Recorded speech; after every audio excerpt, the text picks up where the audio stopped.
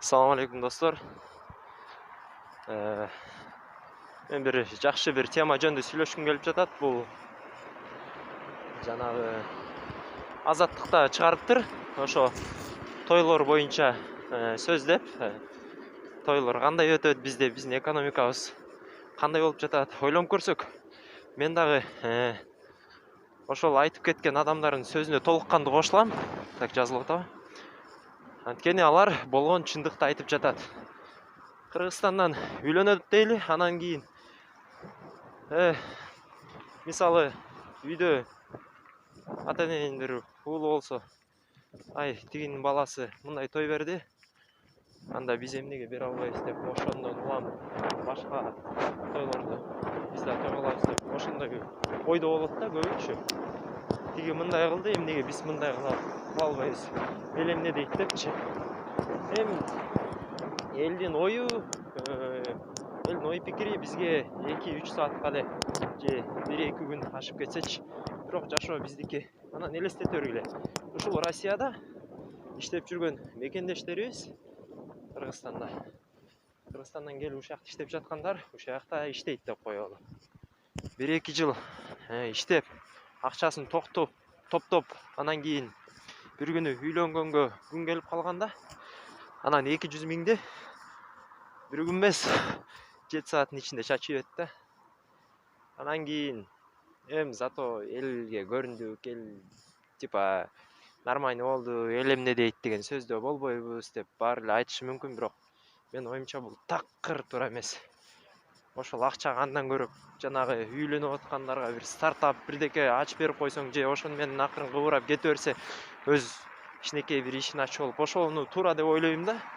Анткени азыркы кылып жаткан нерсе такыр туура эмес. Анан кийин дагы бир нерсе бул ошол иштеп, ушунча 2 жыл иштеп кыйналып, анан Кыргызстанга барып той өткөрүп, анан кайра эле ушу бияка жумушка иштегени келишет да, кайра элечи. Кайра эмненин айынан, эмненин кесепетинен акча жетпейт кайра эле. Кайра үй бүлө куруш керек, кайра, то есть үй бүлөң багыш керек, бала чака төрөлөт, андай мындай дагы бытовой иштери дагы көптөгөн майдак чуйдак нерселер болот. Ошондон улам анан кайра бул жака келип, кайра тытынып иштейт. Элестеткиле. Мисалы, азыр Кыргызстандан Россияга келип жаткандар, биякта мисалы Свердловский области, Екатеринбургда кыргыздар абдан көп. Жана ошондой эле семейный адамдар абдан көп. Алар ушинтип эле иштеп жүрүшөт. Анан кийин тоюбузду ушунчалык кычырап, кортеждер менен ушундук кылып өткөрөбүз, бирок жыйынтыгында минтип жүдөгөндүн кимге кереги бар дейм да. Ошон үчүн мен бул жеке оюм. Ошондуктан мени сынга алсаңар алгыла. Мен оюм туура эмес. Анан бизде кыргызчылыкта мындай, анан салтыбыз тигиндей дейт деп. Ошо салтты токтотуп турган биз ошону такыр эле жок кылып салсак нормально болот эле дейм. Жөн эле кыйналбайчы. Жөн эле бар болбой. Өзүбүздү эле бузуп, экономикабызды тургуза албай, ушу тойлордун айынан болот да. Той деп эле шумдук эле баарын өткөрө беребиз кыйын болуп. Ошонун ордуна бир пайдалуу нерсе кылсак, мен оюмча жакшы деп ойлойм. Ошон үчүн эл эмне дейт деген принциптен такыр эле алыс болгула. Алыс болуш керек. Анткени бунун эч кимге бир кереги жок. Эл эмне дейт? Эл дейт, дей берет жана деп келген. Элдин ой пикирин уксак, элдин айтканын эле кылып жүрө берели анда.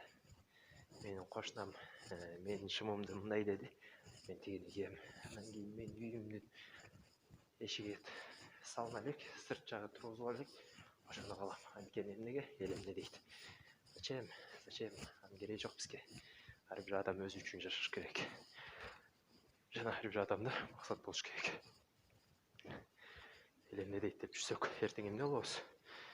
Анан азыркы ата-энелер ушу жаш балдарын угуп койсо жакшы болот эле ойлойм да. Анткени азыркы балдар Тура эмес сүйлөбөйт, бардыгын болгондой айтып жатат. Көбү мисалы. Эмнеге андай десе, ата-энем ушинтти, ата-энем мынтти. Эмнеге той өткөрөсүңөр десе, ушинтип өтүшөт да. Ата-энем айтты, ата-энем мындай деди деп. Болбосо өстөр эле кааласа керек. Жокта энди 30 кишини чакырып кой. Той берип койсо нормально. Так, запись кетти. Жакшылыгында там что-то фокус албай атат.